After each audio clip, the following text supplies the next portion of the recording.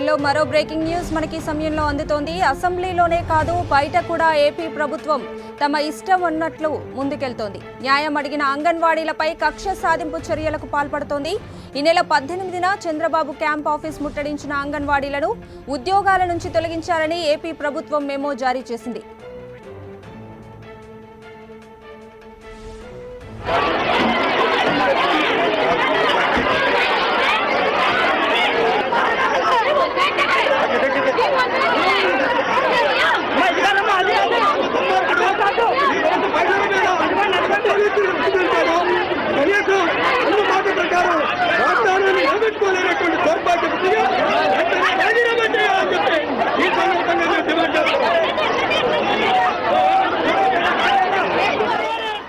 అసెంబ్లీలోనే కాదు బయట కూడా ఏపీ ప్రభుత్వం తమ ఇష్టం అన్నట్లు ముందుకెళ్తోంది.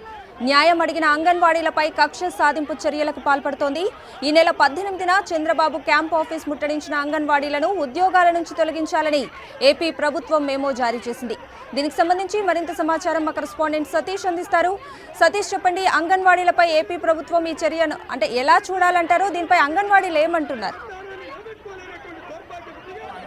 కార్యకర్తలపై ఉక్కు పాదం మోపాలని నిర్ణయించింది. ఏదైతే ఈ రాష్ట్రంలో ఏ ఒక్క కార్మిక సంఘం కూడా ఉద్యమాలు నిర్వహించకూడదు, ఎవరు కూడా తమ ప్రభుత్వాన్ని ప్రశ్నించకూడదన్న వైఖరితో ఉన్నటువంటి సీఎం చంద్రబాబు దాని కొనసాగింపు చర్యలను కూడా చేపడుతున్నారని చెప్పొచ్చు. గతంలోనే ఎక్కడ కూడా కార్మిక సంఘాలు ఏర్పాటు చేయొద్దని చెప్పి కొంతమంది కార్మిక నాయకులతో జరిగిన సమావేశంలో కామెంట్ చేశారు. ఇవాళ ఏదైతే అంగన్వాడీలకు సంబంధించి ఈ నెల 18వ తేదీన విజయవాడలో సీఎం క్యాంపు కార్యాలయాన్ని ముట్టడించారు అంగన్వాడీ కార్యకర్తలంతా కూడా. ఆ క్యాంపు కార్యాలయాన్ని ముట్టడించిన తర్వాత ఆ రోజు ఎవరైతే అన్ని జిల్లాలకు సంబంధించిన అంగన్వాడీ కార్యకర్తలు పెద్ద ఎత్తున ఆందోళనకు హాజరయ్యారో, ఆందోళనకు హాజరైన తర్వాత చాలా పెద్ద ఎత్తున ఉద్యమం చేసిన పరిస్థితి. అయితే ఆ ఉద్యమాన్ని అక్కడే పోలీసులు అణగదొక్కేందుకు ప్రయత్నం చేశారు, చాలా క్రూరంగా ప్రవర్తించారు, పెద్ద ఎత్తున లాఠీ చార్జీలు కూడా చేశారు. అయితే ఇప్పుడు అయినప్పటికీ కూడా రాష్ట్ర ప్రభుత్వం వాళ్ళపై అంగన్వాడీ కార్యకర్తలపై చేస్తున్న దాడిని ఇంకా విరమించలేదని చెప్పొచ్చు.